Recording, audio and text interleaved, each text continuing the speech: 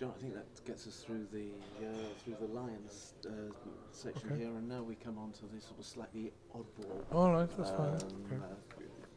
element of it, and I'll just ask the direct question as I did before. John, you played rugby at the highest level, representing Leinster Yeah. and Irish universities, among others. You've become part and absorbed a lot of the rugby culture. What have you taken from the culture of the game of rugby into your role in commerce and business? I think it's important when you're involved in any team is to actually be the team. So you learn the social skills, you learn the self-discipline, you learn the respect for others, you learn how to show by your leadership by example. They're all important elements that you bring forward into any kind of business situation, and I think hard work as well. The harder you work, the luckier you get, and that definitely is part of the team ethos in any rugby side, as it is for any team off the field. And what are the qualities of leadership that you look for in a captain on the rugby field, and how do they compare with those of a CEO of any commercial organisation? I suppose in a way that's a slightly unusual type of question, in that clearly when you're playing rugby you're at a much younger age and you've a lot to develop, if you like, than perhaps you are when you're maybe in your mid-40s or 50s as a CEO of a major company. But the reality is many of the same values are there, so it's a case of really you'd be looking for people who can show leadership, who can bring people along with them, who can cajole, harass, whatever it is, to make sure that you get the best out of the people around you. And I think they're important values. Great.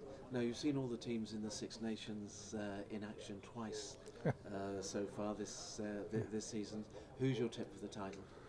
Oh, I should never say, because as Six Nations chief executive, I mean, clearly England have put their hands up big time here. So they've played two very, very good games, and but there's a lot of banana skins along the way. So very hard to say. I mean, right now, if you're a betting man, you would say England, but who knows? Now, rugby looks as if it's potentially at the beginning of a golden age. We've got a World Cup coming back to Europe in 2015.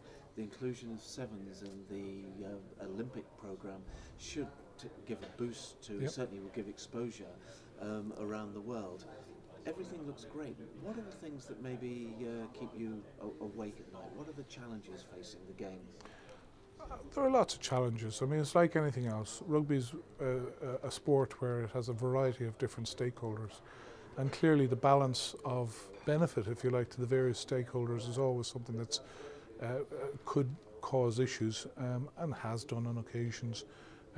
Those things happen. We deal with them. I think rugby's quite good at dealing with its problems and its issues. So, onward and upward. I've no reason to believe that rugby won't continue to grow and develop and be strong as it goes forward. Great. John, thank you very much indeed. You're very welcome. This is great.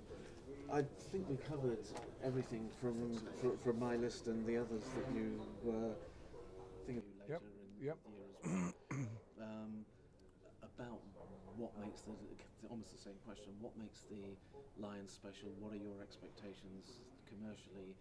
How important is that, the sponsorship from HSBC, from Adidas, from Land Rover been?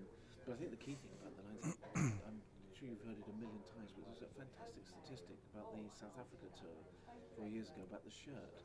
Adidas sold more of those than they sold of any of their big international or European club teams, which was To a point. For 9 months of the year they did. Okay, right. I think it might have been just a venture. Part of the British and Irish Lions, but it's a fantastic fan experience as well. How do you explain how well it can? John, you played rugby at the highest level, representing Leinster and Irish universities, among others.